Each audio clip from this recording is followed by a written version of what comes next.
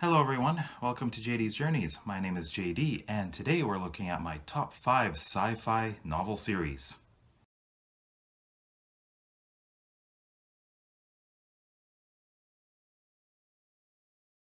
As you can see by this beard, I am not JD. I'm Mirror Universe JD. Of course not. Actually, this will be gone soon, so enjoy it while it lasts. So today I'm going to be looking at my top 5 science fiction series. Now, some of these I have not finished, just to let you know. I am looking at the ones that I really enjoy a lot. And at the end, I'm going to be giving you some honorable mentions.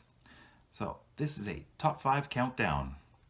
Starting off at number 5, A Space Odyssey by Arthur C. Clarke.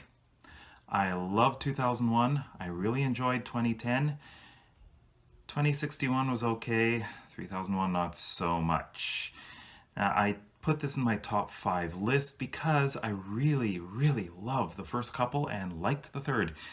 But they are some of the best novel to movie adaptations, I thought. Well, 2001 was actually not a novel to movie adaptation. The movie and the book were made at the same time, so they're slightly different, but they're both really good, and 2010 was also pretty good, although I don't remember the movie very well, but I really enjoyed the book. So this series gets in my top 5. Number 4 is Dune by Frank Herbert. Now, I loved the first book. It was absolutely incredible. I reviewed it not so long ago, and I just love how he created this world, the culture. The cultures were amazing. The characters were amazing. And to be living in a science fiction world without computers, that is very interesting. But I've only read the first book. I'm actually putting this in my top 5 because of the first book. I have been told that the second book is really good as well. So a lot of these books are supposed to be quite good.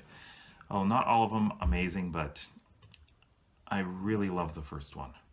Number 3 is Hyperion Cantos by Dan Simmons. This is one that I have completely read, all 4 books, and what a ride it was. It's split into 2 parts, basically, the Hyperion part and the Endymion part, and there are 2 books each. The first book is considered to be a pretty great book, and it was very interesting, as basically you're going on a journey, a pilgrimage, I would say, with several different people, and they're talking about their backstories, about how they got there, why they got there. And it was very interesting seeing what everyone's background was and what they were going towards. Now, the second book, of course, continues this story, and we get to see what happens. The third and fourth book take place many years later, and by many I mean a lot of years later, and it wraps up the story, and I absolutely love the ending. I thought it was one of the best endings I've ever read. So I would say that this is one of my top 3 science fiction series ever. Number 2 is the Mars Trilogy by Kim Stanley Robinson. I've only read the first book, Red Mars. However, I have been told that the other 2 books in this series are just as good. So this has me excited about reading the rest of it. I find that this book, or this series at least, is a very realistic view of what it would be like to colonize Mars. In the first book, we of course establish the colony, and there is a lot of drama in this one. There's a lot of fighting and people splitting up into different factions, and it gets kind of political as well. But there's a lot of exploration, there's a lot of stuff about establishing the colony itself, and I found that absolutely fascinating.